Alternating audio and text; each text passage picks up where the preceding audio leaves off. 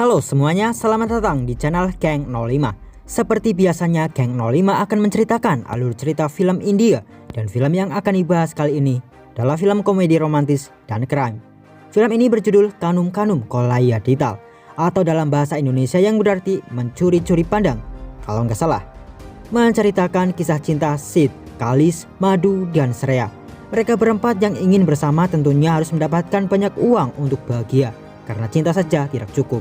Mereka pun akhirnya menjalankan misi perampokan 10 juta dolar atau setara dengan 155 miliar 280 juta rupiah. Gimana sih alur ceritanya? Nah, buat kalian yang penasaran, kita langsung saja masuk ke alur filmnya.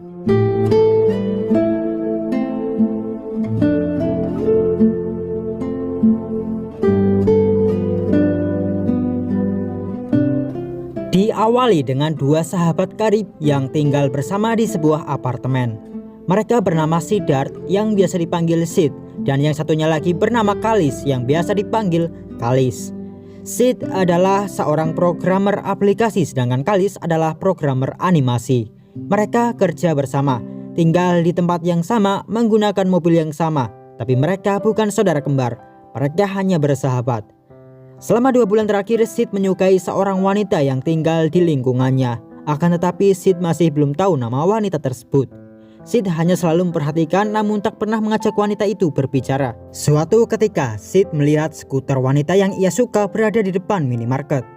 Sid kemudian masuk ke minimarket itu untuk melihat wanita yang ia suka. Tapi Sid tak menemukannya dan tak melihatnya. Dan tiba-tiba wanita itu ada di belakang Sid. Si wanita lalu ke kasir untuk membayar barang belanjaannya. Saat itu penjaga kasir memberikan kembalian permen.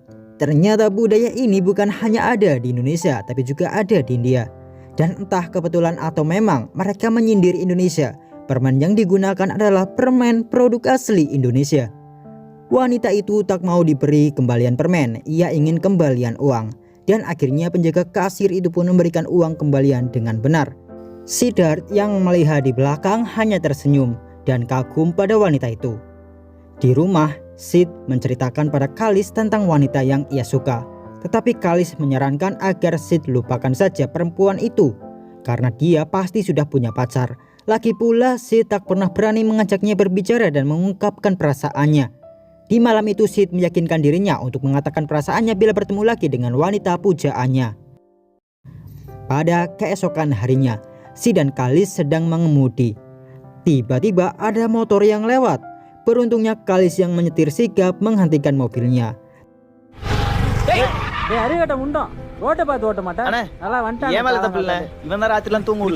Tapi tiba-tiba dari belakang ada yang menabrak mobil Sid dan Kalis.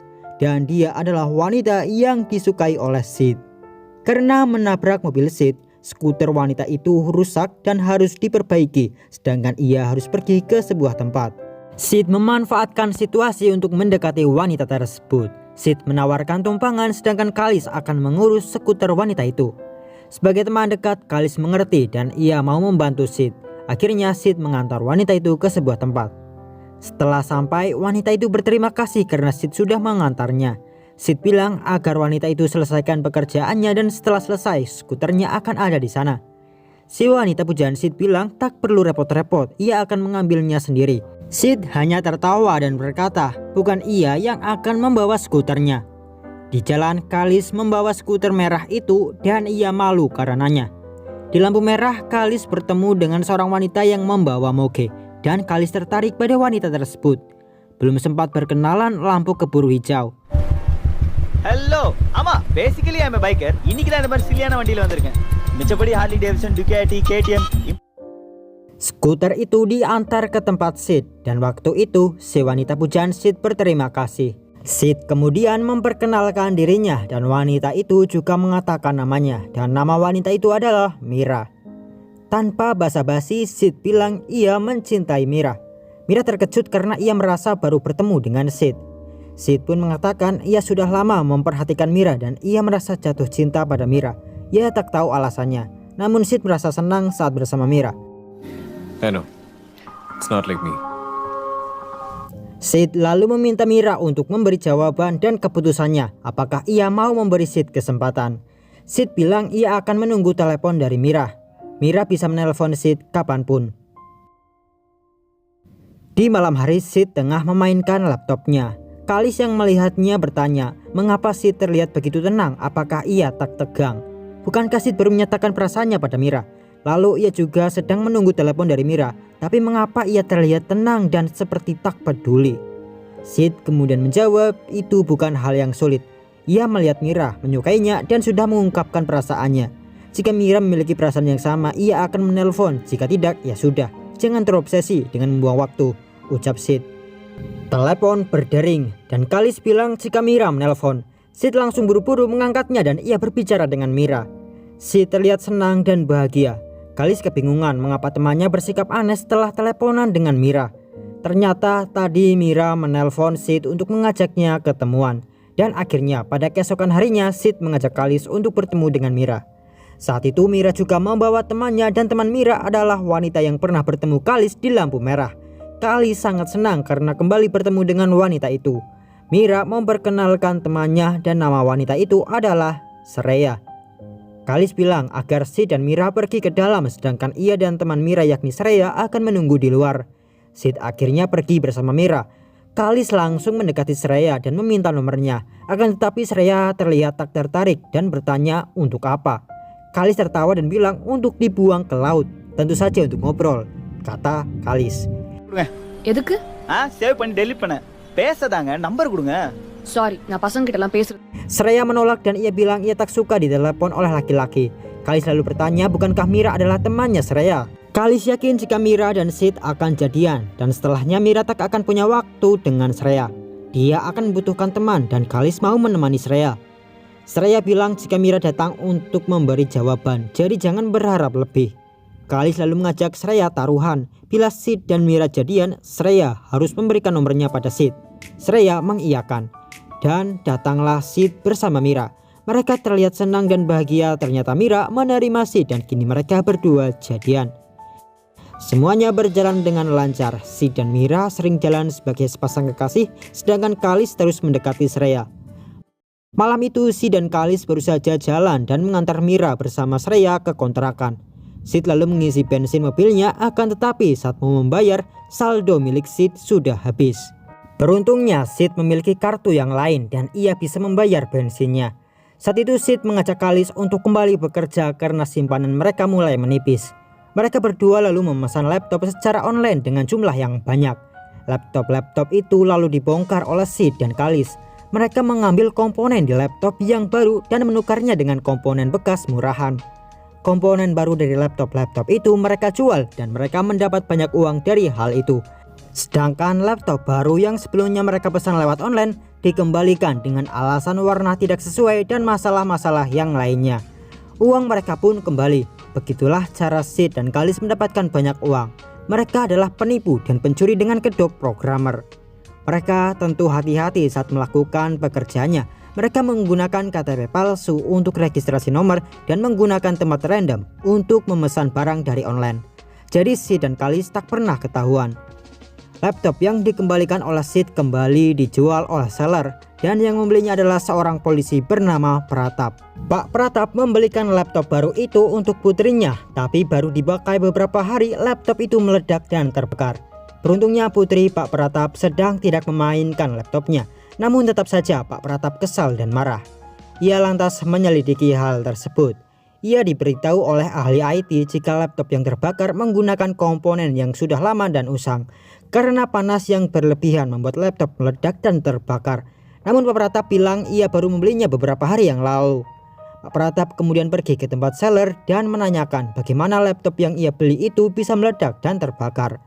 Seseorang itu lalu bilang jika laptopnya berasal dari Dubai dan sudah pernah dipesan oleh customer 20 hari yang lalu, tapi dikembalikan dengan alasan warna tak cocok. Pak Pratap meminta anak buahnya untuk menghubungi customer yang mengembalikan laptop itu tapi nomornya tak aktif. Pak Pratap juga meminta alamat dari customer itu dari seller. Saat Pak Pratap sampai di rumah itu, seseorang mengatakan jika rumahnya kosong. Di malam hari Sid bersama yang lainnya pergi ke restoran dan makan malam bersama. Saat itu Shreya menutupi wajahnya. Ia pikir ada seseorang yang ia kenal dan sedang Shreya hindari.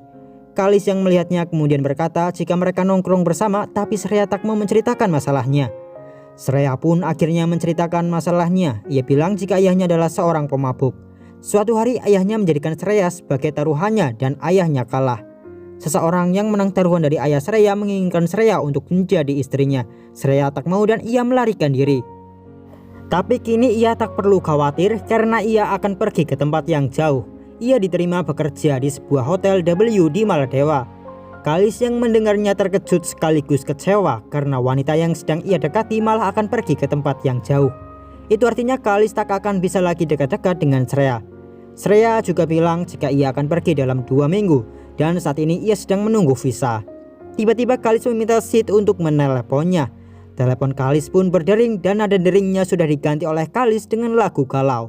Anjay, jadilah Kalis sad boy.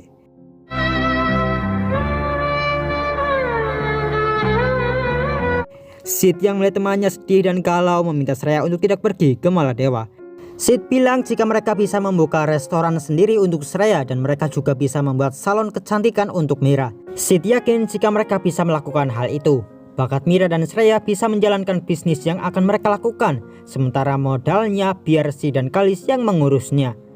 Mira kemudian berterima kasih dan ia berkata jika ini seperti mimpi, namun kata-kata Sid lebih indah. Ia menanyakan apakah semua itu bisa terwujud. Sid berjanji. Sid dan Kalis pun kembali bekerja untuk mengumpulkan uang yang banyak agar mereka bisa membuka bisnis yang mereka rencanakan. Namun kali ini Sid tak mau menggunakan cara yang sama. Mereka tak akan membeli laptop dan menjual komponennya. Kali ini mereka akan melakukan pencurian. Siddharth membuat alat yang dapat membuka kunci mobil melalui sensor. Ini bisa digunakan juga untuk mobil mewah. Kalis bertanya apakah mereka akan mencuri mobil. Sid bilang tentu mereka bisa mencurinya, tapi akan tertangkap dalam 30 menit. Sid bilang jika mereka akan mencuri barang-barang mewah dari dalam mobil menggunakan alat itu.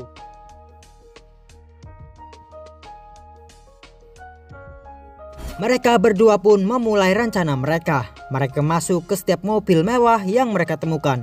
Dan mereka mendapatkan barang-barang mahal, ada juga uang cash dalam mobil. Mereka benar-benar mendapatkan harta yang banyak dari pencurian itu. Sid menjual barang-barang curiannya secara online. Dan barang-barang mewah itu pun sangat cepat laku dan Sid mendapatkan banyak uang. Salah satu pemilik mobil yang barangnya dicuri oleh Sid ternyata adalah teman Pak Pratap. Ia kehilangan laptop dan ada file pribadi di dalamnya. Ia meminta bantuan Pratap untuk menemukan laptop tersebut. Pratap memerintahkan anak buahnya untuk mencari laptop temannya di toko yang biasa menampung barang curian. Akan tetapi setelah mencari 2 hari tak ditemukan di toko manapun. Pratap kemudian meminta temannya untuk mencari di toko online. Dan ternyata laptop milik teman Pratap itu ada di sebuah platform jual beli online. Teman Pratap itu pun memesan laptop miliknya sendiri dan ia mengajak penjual untuk bertemu di sebuah kafe. Sid pun menurut dan akan menemui orang yang mau membeli laptop curiannya itu. Polisi sudah berjaga di luar kafe. Sid sedang di jalan, ia menelpon pembelinya dan mengabari akan segera sampai. Sid juga memberitahu penampilannya agar si pembeli dapat mengenalinya. Teman Pak Pratap itu kemudian memberitahu Pratap ciri-ciri orang yang akan menjual laptopnya alias si pencuri. Tapi Sid tak sebodoh itu. Ia sudah mengirim Kalis ke kafe terlebih dahulu untuk memantau situasi. Dan Kalis yang sudah mengetahui rencana Pak Pratap dan temannya langsung mengabari Sid agar putar balik. Sid pun aman. Mira yang sedang berjalan tiba-tiba dijamret. Mira kehilangan semua barang yang ada di tasnya termasuk uang 3.000 rupiah. Mira memberitahu tentang kejadian itu pada Sid. Mira nampak sedih dan menangis karena uang 3.000 rupiahnya hilang begitu saja. Karena hampir tertangkap, Sid dan Kalis merasa mereka harus berhenti dan pergi ke tempat yang jauh dengan memulai hidup baru. Mereka yang sudah mengumpulkan cukup banyak uang akhirnya mengajak Mira dan Shreya untuk pergi ke Goa. Mereka akan membuka bisnisnya di sana. Namun sebelum itu mereka pun bersenang-senang terlebih dahulu karena Goa tempat yang indah. Untuk menambah modal membuka usaha, Sid menjual mobilnya. Shreya dan Mira juga menjual motor mereka untuk sedikit membantu. Sid melihat Mira dan merasakan ketulusannya. Sementara di tempat Pak Pratap, entah bagaimana ia tiba-tiba ada di kontrakan Sid dan Kalis.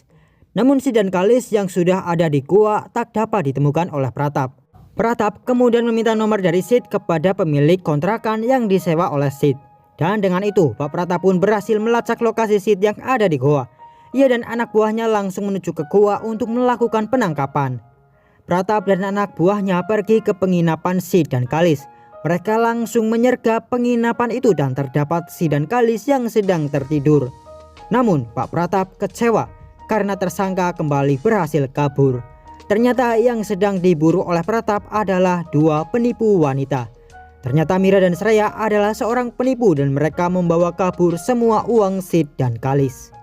Pak Pratap bertanya pada Siddharth apakah ia memiliki foto dari kedua wanita tersebut. Sid menjawab ia tak punya foto kedua wanita itu. Setelahnya Pratap mengatakan jika dua wanita yang sebelumnya bersama Sid dan Kalis adalah penipu. Pak Pratap sudah menyelidiki kasus seperti ini selama 2 tahun terakhir dan terdapat 8 kasus yang sama sebelumnya. Jadi Pak Pratap menyimpulkan jika Sid dan Kalis adalah korban ke-9 dari dua wanita ini. Pak Pratap bilang jika ia menangkap seorang jambret dan ia menemukan sebuah kalung yang pernah diberikan korban kepada wanita penipu. Jadi ia pikir bila wanita penipu pernah dijambret dan ia meminta si jambret untuk memberikan tas dari kalung yang dikenali oleh Pak Pratap. Di tas milik Mira itu ada sebuah voucher isi ulang dan Pak Pratap pun berhasil mendapatkan nomor dari wanita penipu tersebut. Tapi nomornya sudah tak aktif. Namun dalam catatan panggilan nomor dari wanita penipu itu sering teleponan dengan nomor dari Siddharth. Pak Pratap lalu pergi ke alamat Sid tapi rumahnya sudah kosong. Ia kemudian menemui pemilik kontrakan dan pemilik kontrakan Sid bilang jika Sid dan Kalis sudah pindah. Akhirnya Pak Pratap berhasil melacak lokasi Sid yang ada di goa saat Sid mengaktifkan SIM barunya. Namun Pak Pratap terlambat karena kedua wanita itu sudah kabur. Sid yang ditipu pun sangat sedih karena ia benar-benar mencintai Mira. Begitupun dengan Kalis yang galau. Ia bahkan belum sempat berpacaran dengan Shraya dan mereka berdua pun menjadi sad boy. Sid dan Kalis akhirnya kembali ke kota mereka sebelumnya di Chennai. Namun di jalan mereka kehabisan uang. Sid yang kasihan dengan Kalis karena kelelahan akhirnya masuk ke sebuah ATM. Ia mengganjal tombol enter di sebuah ATM menggunakan korek api batangan. Lalu datanglah seseorang yang ingin mengambil uang. Namun setelah memasukkan PIN dan ingin mengkonfirmasi tombol enternya macet.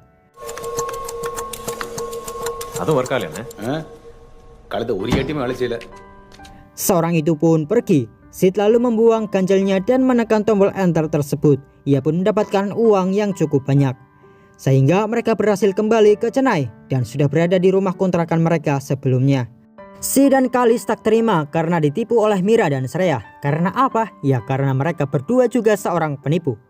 Mereka yang biasa menipu dan ditipu ratusan juta tak terima. Mereka berniat membalas hal itu dan mereka kini akan mencari Mira dan Shraya.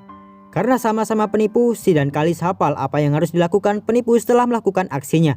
Tentu saja pindah ke tempat lain dan mereka juga penipu dengan kedok sebagai programmer. Mira dan Shraya pasti juga melakukan hal itu. Sid ingat jika Mira ahli dalam kecantikan dan menata rumah. Sid dan Kalis lalu mencari iklan tentang penata rumah profesional dan mungkin Mira menjadi penata rumah untuk menjadikan kedok dan menutupi penipuannya. Setelah mencari di koran dan majalah, mereka berhasil menemukan iklan tentang penata rumah profesional dari Delhi. Sid dan Kalis langsung menuju ke Delhi untuk mencari Mira. Dan diperlihatkan Mira yang sedang berjalan sendirian. Tiba-tiba datanglah Sid yang menggunakan transportasi umum dan mencegat Mira. Mira sangat terkejut karena Sid berhasil menemukannya. Mira yang sudah tertangkap oleh Sid akhirnya menyerah dan ia mengembalikan uang Sid yang sudah ia bawa kabur. Akan tetapi bukan itu tujuan Sid dan Kalis mencari Mira dan Shraya. Mereka bilang jika mereka tak ingin uangnya, namun mereka ingin cinta dari kedua wanita tersebut. Mira lalu bertanya, Sid dan Kalis sudah mengetahui siapa sebenarnya Mira dan Shraya. Mereka adalah penipu dan pencuri. Mengapa Sid dan Kalis masih mau mencintai mereka berdua? Sid menjawab karena mereka juga sama. Kalis meneruskan, kami juga maling. Mira dan Shraya terkejut mendengar hal itu. Sid lalu bilang jika sebelumnya ia dan Kalis tak tahu siapa Mira dan Shraya, begitu pun sebaliknya. Mira dan Shraya tak tahu siapa Sid dan Kalis. Dan kesalahpahaman itu sudah berakhir. Mereka semua sudah tahu jika mereka semua adalah penipu dan pencuri. Dan Sid ingin agar mereka berempat bekerja sama dalam pekerjaan ini. Keahlian mereka masing-masing bisa digunakan untuk menjalankan proyek jangka pendek yang besar. dan waktu mereka adalah 15 hari. Setelahnya mereka bisa membagi hasil secara rata dan pindah ke tempat yang jauh. Tapi bukan di luar kota, tapi di luar negeri. Jika kali ini Mira dan Shreya jatuh cinta, maka itu luar biasa. Namun jika tidak, Sid dan Khalis tak akan memaksa. Mira dan Shreya akhirnya setuju. Mereka berempat lalu memilih target dan seseorang yang akan mereka tipu dan curi hartanya adalah seorang konglomerat bernama Suraj Mehta. Saat itu Sid menanyakan sebenarnya siapa nama asli dari Mira dan siapa nama asli dari Shreya. Mira menjawab namanya yang sebenarnya adalah Madhumita dan nama asli Shreya adalah Farsya. Akhirnya pekerjaan dimulai. Shall we start? Madhu mencari perhatian dari Suraj dan Suraj terpancing. Suraj awalnya memberi tumpangan kepada Madhu yang saat ini menggunakan nama Ishita. Ishita mau menerima tawaran Suraj seperti memberikan lampu hijau agar Suraj mendekatinya karena memang itu yang diinginkan oleh Madhu. Khalis dan Farsya pergi ke rumah Suraj dan mengamati sekitar area rumah tersebut. Mereka ingin mencari informasi. Suraj dan Ishita sudah mulai sering jalan bareng. Sebenarnya setiap hari mereka ketemuan. Saat jalan bersama, Ishita alias Madhu merekam setiap Suraj berbicara dengan orang lain. Terdapat perekam suara pada gelang yang dipakai oleh Ishita dan ketika itu Suraj berbicara lewat telepon menggunakan bahasa asing yang terlihat penting. Farsya pergi ke tempat istri Suraj biasa nge-gym. Farsya mendekati istri Suraj dan berpura-pura ingin berteman. Mereka berempat lalu mendengarkan rekaman suara Suraj yang menggunakan bahasa asing. Mereka semua bingung apa yang sebenarnya dibicarakan oleh Suraj. Sid dengan keahliannya menerjemahkan rekaman suara Suraj yang menggunakan bahasa asing itu. Dan diketahui percakapan Suraj di telepon waktu itu adalah pembahasan tentang uang 10 juta cash yang disimpan di rumah Suraj untuk transaksi bisnis. Kini Sid pun memiliki rencana yaitu merampok 10 juta di rumah Suraj Mehta. Sebelum uang itu ditransaksikan pada tanggal 4. Madhu bilang itu artinya waktu mereka hanya tinggal 3 hari. Bagaimana cara mereka masuk ke rumah Suraj? Sid memiliki rencana. Ia menyuruh Madhu untuk meninggalkan ponselnya di dalam mobil Suraj saat Ishita dan Suraj habis jalan-jalan dan kamera ponsel Madhu harus tetap dinyalakan. Akhirnya pada keesokan harinya Madhu mengajak Suraj jalan dan saat pulang Madhu sengaja meninggalkan ponselnya di dalam mobil Suraj dengan kamera yang menyala. Saat itu kamera ponsel Madhu pun merekam area rumah Suraj. Sid dan yang lainnya melihat dan mengingat area rumah Suraj karena mereka akan mencuri di rumah itu. Saat Suraj ingin turun dari mobilnya, Madhu menelpon ke nomornya sendiri agar ponsel itu dibawa oleh Suraj. Suraj yang dikabari oleh Ishita bila ponsel Ishita ketinggalan, akhirnya membawa ponsel yang sedang merekam itu ke dalam rumahnya. Sid dan teman-temannya pun dapat memetakan rumah Suraj dan saat itu ada keamanan sidik jari. Lalu Suraj juga menuju ke berangkasnya dan ingin membuka berangkas tersebut. Berangkas itu menggunakan PIN dan saat Suraj ingin memasukkan PIN-nya, tiba-tiba ada yang menelpon ponsel Madhu, sehingga ponsel Madhu itu diletakkan di meja oleh Suraj. Alhasil mereka belum mengetahui PIN dari berangkas milik Suraj. Pada keesokan harinya, Sid dan yang lainnya kembali melihat rekaman pada ponsel Madhu dan saat itu diperlihatkan Suraj yang sedang menghabisi seseorang. Hal itu pun membuat Madhu, Farsya dan Khalis ketakutan. Mereka mulai pikir panjang untuk menipu Suraj, akan tetapi tidak dengan Sid. Sid meyakinkan teman-temannya agar mereka tetap menjalankan rencana seperti sebelumnya. Namun Madhu bilang agar mereka cari target lain saja. Suraj terlalu berbahaya, ia bahkan menghabisi orang begitu saja. Lagian itu hanya 10 juta rupiah. Keselamatan mereka lebih utama. Madhu ingin rencana penipuan itu dihentikan. Sid kemudian bilang jika sebenarnya uang yang akan mereka curi itu bukan dalam bentuk rupiah melainkan dolar. 10 juta dolar itu sama dengan 710 juta rupiah. Sid meyakinkan jika pekerjaan ini sangat aman. 10 juta rupiah milik Suraj itu adalah hasil penjualan obat bius ilegal. Itu diketahui oleh Sid saat mendengarkan rekaman panggilan telepon Suraj. Dan karena itu bila uang Suraj hilang, Suraj tak akan mungkin melaporkannya pada polisi. Sid sudah merancang rencananya dengan matang. Pertama mereka akan masuk menggunakan mobil Suraj. Mereka bisa retas kunci mobil Suraj dengan alat yang pernah dibuat oleh Sid. Lalu mereka membutuhkan sidik jari Suraj. Madhu mengajak Suraj jalan dan berfoto-foto. Madhu menyuruh Suraj untuk berpose jempol. Khalis ada juga di sana dan memotret jempol Suraj. Akhirnya foto itu digunakan untuk membuat cetakan sidik jari dari Suraj. Sidik jari sudah siap, kini tinggal pin berangkas yang belum diketahui. Sid lalu mendengar suara saat pin berangkas Suraj ditekan. Waktu itu ponsel Madhu memang tak merekam ke arah berangkas saat Suraj memasukkan pinnya, akan tetapi suaranya masih terekam dengan jelas. Sid memesan berangkas yang sama dengan milik Suraj dan ia mengatakan pada yang lainnya jika setiap tombol memiliki frekuensi yang berbeda. Sid kemudian mencocokkan frekuensi dari rekaman suara saat Suraj memasukkan pin dengan suara tombol yang ditekan di berangkas di hadapan mereka. Dan hasilnya, frekuensi yang cocok saat tombol ditekan terdapat pada angka 0173. Pin berangkasnya sudah berhasil mereka dapatkan. 7, 3. Pada keesokan harinya, Suraj dan Ishita kembali jalan bersama. Sid dan Khalis mengikuti di belakang. Suraj membawa Ishita ke villa miliknya dan saat mobil Suraj masuk, gerbang langsung ditutup. Farsya mengajak istri Suraj berbelanja agar rumah Suraj kosong dan Sid bisa mencuri 10 juta dolarnya. Sid yang sudah meretas mobil Suraj sebelumnya mengaktifkan autopilot sehingga hanya dengan ponsel genggamnya saja Sid bisa mengeluarkan mobil Suraj dari villa miliknya. Setelah mobil itu keluar dari villa, Sid dan Khalis langsung naik ke mobil itu dan membawanya ke rumah Suraj. Mereka masuk ke rumah Suraj menggunakan mobil Suraj sehingga satpam tak tahu jika ada maling yang sedang masuk ke rumah Suraj. Singkat cerita, Sid dan Khalis berhasil masuk ke rumah itu dan semuanya berjalan dengan lancar. I got this from Indonesia. Costed me 7 crores. Took a month for it to be shipped here. Sid dan Khalis juga memasang sinar inframerah di atas kepala mereka untuk mengakali CCTV. Sidik jari buatan Khalis berhasil dan pin yang dibuat Sid juga benar. Mereka langsung mengambil semua uang Suraj yang berbentuk dolar tersebut.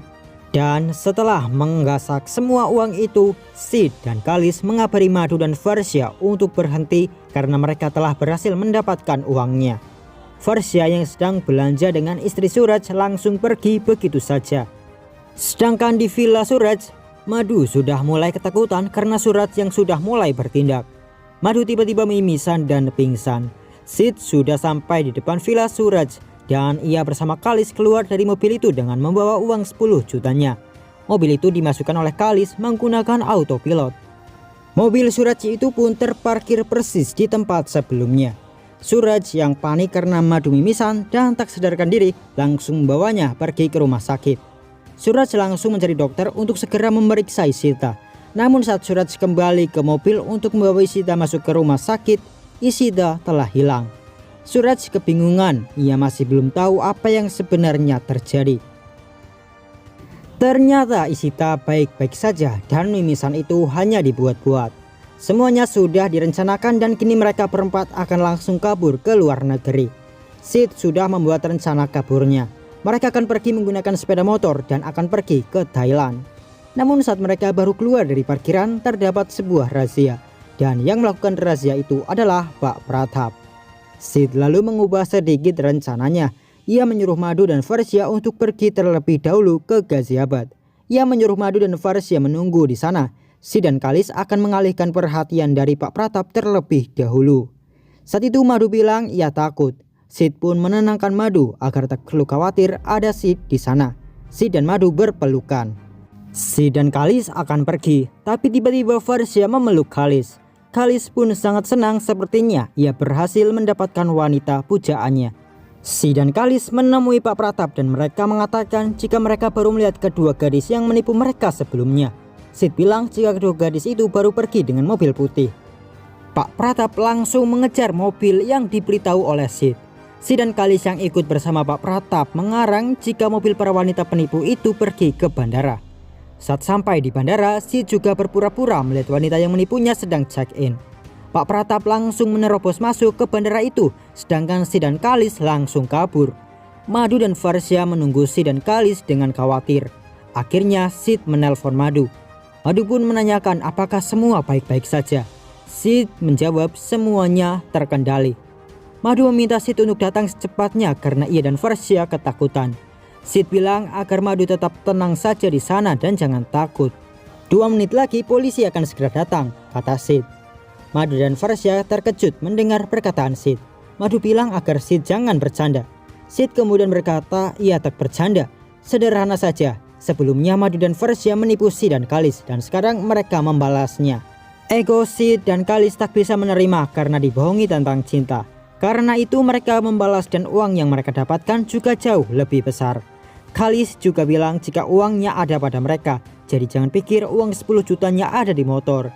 Sid dan Khalis benar-benar mengolok-olok Madu dan Versia. Mereka terlihat sangat puas karena berhasil membalas dan membodohi kedua perempuan itu. செல்ல குட்டி ஏன் அமைதியா இருக்கீங்க ஆப்பு வச்சாங்களா உங்களுக்கு மொக்க கொடுத்துட்டாங்களா உங்களுக்கு Sementara Madu dan Versia diam saja karena mereka benar-benar sudah jatuh cinta pada Sid dan Khalis. Mereka bahkan tak berniat kabur dan mereka pikir mereka pantas mendapatkan hal itu. Beberapa saat kemudian mobil polisi datang. Akan tetapi yang keluar adalah Sid dan Khalis. Rupanya Sid dan Khalis hanya mengerjai Madu dan Versia sekalian untuk mengetes apakah mereka berdua benar-benar mencintai Sid dan Khalis.